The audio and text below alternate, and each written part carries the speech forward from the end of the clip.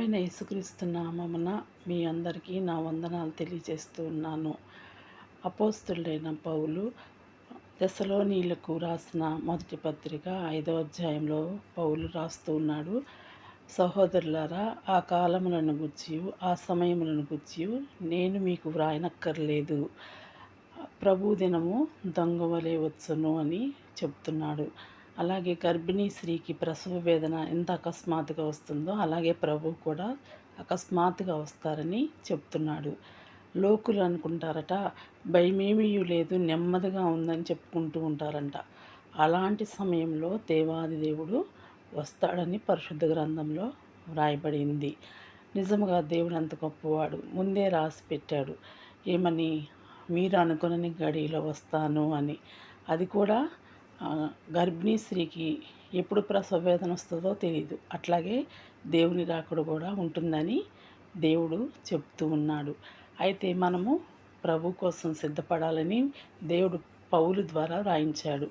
అయితే ఈ లోకంలో అందరూ చక్కగా కోట్ల డబ్బు సంపాదించుకోవడమో లేదా కొంచెం డబ్బు సంపాదించుకోవడమో ఏదో ఒక విధంగా డబ్బు సంపాదించుకుంటున్నారు. సంపాదించుకొని నామకార్థంగా భక్తిని కొనసాగించేవారు కొందరున్నారు. కొందరు చాలా భక్తిగా బ్రతికేవారు కూడా క్రైస్తవులలో ఉన్నారు. అయితే దేవుడు ఏమంటున్నాడు? గర్భిణీ స్త్రీకి ప్రసవ వేదన వచ్చినట్లుగా నేను వస్తానంటున్నాడు. అయితే ఎవరైతే దేవుని రాకడ కోసం ఎదురు చూడరో, ఎవరైతే లోకం నెమ్మదిగా ఉందని అనుకుంటారో అట్టి వారికి నాశనము అకస్మాత్తుగా వచ్చును అని ఈ దశలోనీయులకు పౌలు రాస్తూ ఉన్నాడు. అయితే ఈ వాక్యం మనకు కూడా. కాబట్టి మనము అకస్మాత్తుగా నాశనం అయిపోయే స్థితిలోకి ఎట్టి పరిస్థితిలోనూ వెళ్ళకూడదు. బైబిల్లో అకస్మాత్తుగా నాశనం అంటే పాతాళంలోనికి వెళ్ళడమే అకస్మాత్తుగా నాశనం అయిపోవడం. హఠాత్తుగా మరణం వచ్చినట్లయితే తిన్నగా పాతాళంలోనికి వెళ్ళడము అకస్మాత్తుగా నాశనం రావడం అని అర్థము. కాబట్టి దేవుడు ఏ వద్దన్నాడో బైబిల్ చదివే ప్రతి క్రైస్తవుడికి తెలుసు. దేవుడు ఏ రీతిగా బ్రతకమన్నాడో కూడా ప్రతి క్రైస్తవుడికి తెలుసు. మంచి సమరయుడు గురించి మనకు తెలుసు.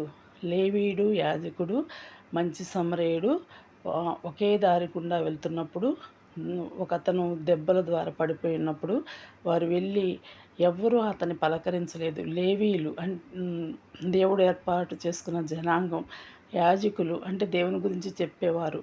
అయితే మంచి సమరయుడు ముగ్గురు వెళ్తున్నప్పుడు వాక్యం చెప్పే యాజకుడు కానీ, దేవుడు ఏర్పాటు చేసుకున్న లేవీ జనాంగం కానీ అతన్ని ఆదుకోలేదు. కానీ మంచి సమరయుడు ఆదుకున్నాడు. మనం కూడా మంచి సమరయుడు